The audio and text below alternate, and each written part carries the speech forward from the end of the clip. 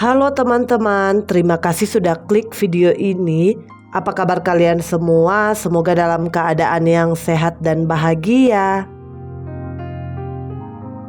Arbain berusia 29 tahun, merupakan warga desa Sumber Rejeki, Kecamatan Juwai, Kabupaten Balangan, Provinsi Kalimantan Selatan. Ia lahir di Hulu Sungai Utara pada tanggal 23 September tahun 1995. Tidak banyak informasi tentang latar belakang dari Arbain ini guys. Hanya saja diketahui bahwa ia menjalin hubungan asmara dengan seorang wanita bernama Fitriana berusia 22 tahun yang lahir di Bondowoso pada tanggal 15 Februari tahun 2002. Sama seperti Arbain, Fitriana juga merupakan warga desa Sumber Rejeki, Kecamatan Juwai, Kabupaten Balangan, Kalimantan Selatan. Tidak ada informasi sejak kapan keduanya menjalin hubungan asmara. Namun yang jelas setelah beberapa waktu berpacaran, akhirnya Arbain dan Fitriana memutuskan untuk ke jenjang yang lebih serius, yaitu pernikahan. Keduanya menikah di Balangan pada tanggal 13 November tahun 2019. Dan dari pernikahan mereka itu, Arbain dan Fitriana dikaruniai seorang anak perempuan yang lahir pada tanggal 27 Oktober tahun 2020, sehingga saat ini yaitu tahun 2024, putri mereka itu telah berusia 4 tahun. Awalnya rumah tangga Arbain dan Fitriana tampak harmonis. Selama bertahun-tahun sejak mereka menikah di tahun 2019 hingga punya anak, hubungan keduanya berjalan dengan baik seperti keluarga pada umumnya. Sebagai seorang suami, Arbain mencari nafkah untuk mencukupi kebutuhan istri dan juga anaknya itu. Keluarga keduanya pun selalu mendukung dan membantu bahtera rumah tangga pasangan muda ini. Anak sematawayang mereka tumbuh dengan sehat yang menambah kebahagiaan dalam keluarga. Meskipun sering mengalami tekanan ekonomi, tetapi dari luar Arbain dan Fitriana tampak baik-baik aja dalam hidup berumah tangga. Di awal-awal pernikahan maupun sejak putri mereka lahir, jarang sekali terdengar pasangan suami istri itu bertengkar. Orang-orang di sekitar mereka juga mengenal Arbain dan Fitriana sebagai pasangan suami istri yang gak neko-neko. Kemudian singkat cerita, pada tahun 2024, Arbain bersama istri dan anaknya tinggal di mes karyawan PT Pelita Makmur Niaga atau PMN Grup Ciliandri Angki Abadi atau CAA, sebuah perusahaan perkebunan kelapa sawit yang berlokasi di Desa Belimbing, Kecamatan Long Ikis, Kabupaten Pasir, Provinsi Kalimantan Timur. Karena kasus ini bisa dibilang masih sangat baru, sehingga belum banyak informasi yang beredar di media berita.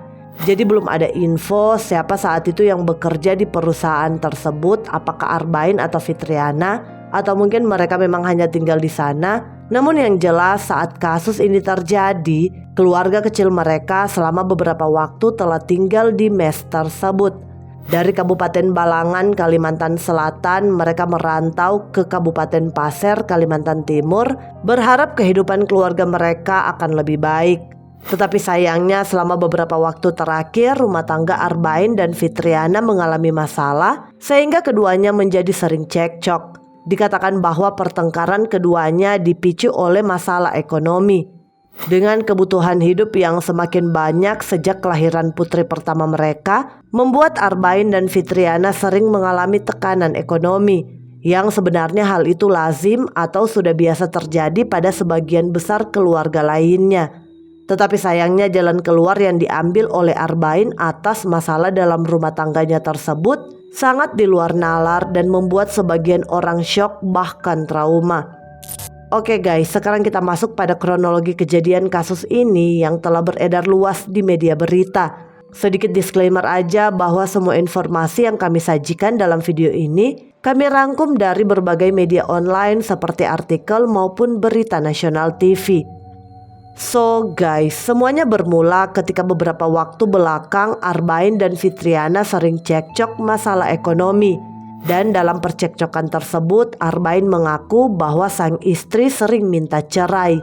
Dan puncaknya terjadi pada hari Minggu tanggal 13 Oktober tahun 2024 sekitar pukul 7 malam waktu Indonesia Tengah. di mana hari itu kembali terjadi perdebatan hebat antara keduanya saat Fitriana sedang mengeluarkan isi belanjaan usai pulang dari pasar. Seperti biasa, keduanya berdebat masalah ekonomi dan perdebatan saat itu terjadi berjam-jam sampai pada puncaknya sekitar pukul 10 malam waktu Indonesia Tengah, Fitriana lagi-lagi minta untuk bercerai. Mendengar permintaan cerai dari istrinya itu, Arbain menjadi sangat emosi dan tidak bisa mengontrol dirinya. Ia kemudian berlari pergi ke belakang mes dan mengambil sebuah parang, lalu kembali kepada Fitriana. Melihat sang suami sedang emosi sambil memegang parang, Fitriana yang ketakutan berusaha menenangkan sang suami, serta meminta suaminya itu melepaskan parang yang dia pegang. "Jangan begitu, saya takut kamu bawa-bawa parang," ujar Fitriana kepada Arbain. Meskipun sang istri berusaha menenangkan, tetapi Arbain yang seperti telah dirasuki dan dikuasai emosi langsung menyerang Fitriana dengan sangat keji. Serangan pertama mengenai tangan kiri Fitriana hingga terlepas dari tubuhnya. Hal itu terjadi karena Fitriana sempat melakukan perlawanan dengan cara menangkis tebasan suaminya itu menggunakan telapak tangan sebelah kiri. Kemudian Arbain menebas lengan kiri Fitriana sebanyak 3 kali, dilanjutkan ke leher sebanyak 3 kali juga, yang membuat korban akhirnya kehilangan nyawa. Tak puas sampai di situ, pelaku kemudian menusuk perut serta memisahkan kepala korban dari tubuhnya dengan 5 kali tebasan. Wajah korban juga dilukai dengan sajam tersebut hingga tak berbentuk. Sontak cairan merah korban pun langsung membasahi ruangan dan juga tubuh Arbain. Setelah itu Arbain yang seperti orang linglung keluar dari mes sambil menenteng kepala korban dengan tangan satunya, dan di tangan yang lain ia menenteng parang yang ia gunakan untuk menghabisi nyawa korban sembari berteriak-teriak ngelantur menakut-nakuti warga sekitar. Beberapa warga yang berada di lokasi pun menjadi sangat ngeri, namun mereka takut melumpuhkan Arbain karena ia memegang sajam. Yang bisa dilakukan oleh warga adalah menelpon pihak kepolisian. Beberapa saat kemudian Arbain melepaskan kepala sang istri, lalu ia masuk kembali ke dalam mes untuk mengambil anak perempuannya. Kemudian ia keluar lagi sambil mengangkat bocah tersebut dan berjalan mondar-mandir di halaman mes karyawan perusahaan tersebut. Setelah beberapa kali mondar-mandir di mes perusahaan, tak berselang lama Arbain tiba-tiba lemas hingga jatuh pingsan. Pada kesempatan itulah sambil menunggu polisi, warga memutuskan untuk mengamankan Arbain yang tengah pingsan dengan mengikat tangan serta kakinya. Sementara itu saat menerima laporan dari warga, pihak kepolisian pun segera menuju ke lokasi. Tim Polsek Long Ikis yang dipimpin AKP Alimudin tiba di lokasi pukul 10:30 malam waktu Indonesia Tengah, dan mereka langsung mengamankan pelaku beserta barang bukti berupa sebilah parang, baju daster hijau bermotif bunga, dan pakaian dalam ungu milik korban. Selanjutnya jasad korban dibawa ke RSUD Panglima Sebaya untuk dilakukan visum. Dan dari hasil pemeriksaan ditemukan ada sekitar 12 bekas tebasan di tubuh korban mulai dari tangan, leher hingga kepala. Sementara para warga yang melihat kondisi korban sangat syok, bahkan beberapa di antara mereka menjadi trauma. Bagaimana tidak, kondisi tubuh korban sangat mengerikan, bahkan kepalanya terlepas dari badannya. Di sisi lain, Arbain pun diamankan polisi dan dibawa ke Polres Pasir guna dilakukan penyelidikan lebih lanjut.